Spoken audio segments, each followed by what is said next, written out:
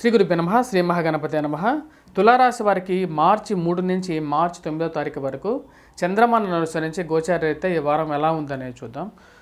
తులారాశి వారు మనం గమనించినట్లయితే చతుర్థంలో వచ్చేటప్పటికి కుజగ్రహ సంచారం అనేది ఉంది. అలాగే పంచమంలో వచ్చేటప్పటికి రవి ఉన్నాడు అనమాట.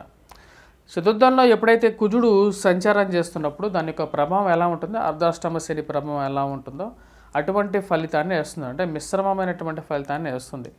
కాబట్టి ఇక రాశి వారికి వచ్చేటప్పుడు కుజుడు అంత అనుకూలమైనటువంటి ఫలితాలు ఇవ్వట్లేదు. కాబట్టి సెల్ఫ్ డ్రైవింగ్ విషయంలో తగు జాగ్రత్తలు అనేది తీసుకోవాల్సినటువంటి ముఖ్యమైన సూచన. కాకపోతే ఇక రాశి వారికి వచ్చేటప్పటికి 1000 స్థానంలో ఉన్నటువంటి కేతు వచ్చేటప్పటికి యోగ్యాన్ని ఇవ్వగలుగుతాడు, దైవ చింతనని కలిగించగలుగుతాడు అనమాట. అంటే పరమార్థిక చింతనని కలిగించగలుగుతాడు.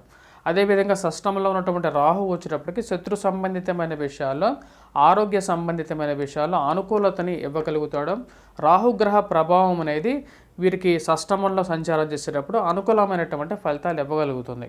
ఇక రాశి వారికి మిగతా విషయాలు చెప్పాలంటే గురువు యొక్క అనుకూలత విద్యార్థులకు విద్యా సంబంధితమైన విషయాలు అనుకూలమైనటువంటి ఫలితాలు ఇవ్వగలుగుతుంది.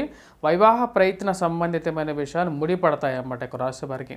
మరి అదేవిధంగా చతుర్థంలో సంచారం చేసినటువంటి కుజుడు ఏం చేయబోతున్నాడు అంటే సెల్ఫ్ డ్రైవింగ్ విషయంలో తగు జాగ్రత్తలు తీసుకోవాలి. తల్లిగారి ఆరోగ్య సంబంధితమైన విషయాల్లో కానీ, గృహవాహన కొనుగోలు సంబంధితమైన విషయాల్లో అనుకూలించినప్పటికీ పత్రాలని 1-2 సార్లు మనం చెక్ చేసుకున్న తర్వాతే కొనాల్సినటువంటి పరిస్థితి అన్నమాట. కుజుడు కొద్దిగా మోసపూరితమైనటువంటి గ్రహం చతుర్థంలో సంచారం చేస్తున్నప్పుడు కొంచెం రివర్స్ రిజల్ట్స్ ఇవ్వడం జరుగుతుంది అన్నమాట. డ్రైవింగ్లో జాగ్రత్త అనేది ముఖ్యం, ఆరోగ్యంలో జాగ్రత్త అనేది ముఖ్యం అన్నమాట.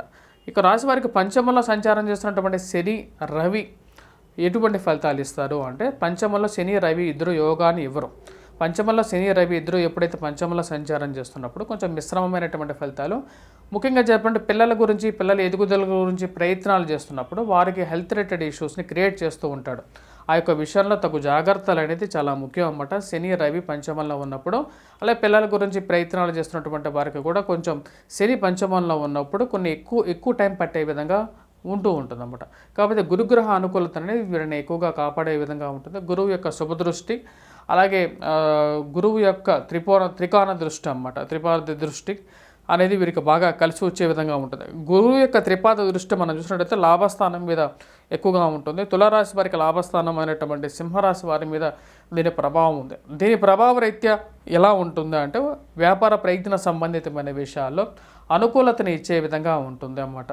అది కొంచెం అనుకూలించేటువంటి వ్యవహారం. కాకపోతే ఈ వారంలో ముఖ్యంగా చెప్పాలంటే భారీ ఇన్వెస్ట్మెంట్స్ అనేది చేయకుండా ఉండటం అనేది ముఖ్యంగా చెప్పాలంటే అదొకటి. దాని తర్వాత వ్యాపారాల్లో కొంచెం మిశ్రమంగా నడిచే విధంగా ఉంటుంది.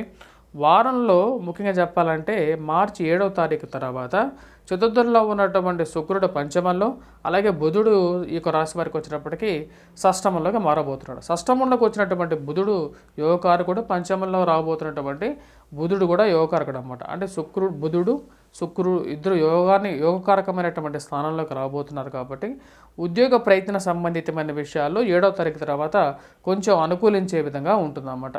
ఓవరాల్గా వచ్చేటప్పటికి విద్యార్థులకు అనుకూలమైనటువంటి కాలంగానే చెప్పొచ్చు. విద్యార్థులు కొద్దిగా ఎక్కువగా కాన్సన్ట్రేట్ చేసి చదవాలి, ఆరోగ్యాన్ని కొద్దిగా పరిరక్షించుకోవాలి. విద్యార్థులతో పాటు వారి యొక్క తల్లిదండ్రులు కూడా ఎవరైతే ఉన్నారో వారు కూడా కొద్దిగా ఆరోగ్యాన్ని పరిరక్షించుకుంటే కొంచెం ప్రశాంతమైనటువంటి జీవితంతో ఈ వారం గడుస్తుందన్నమాట.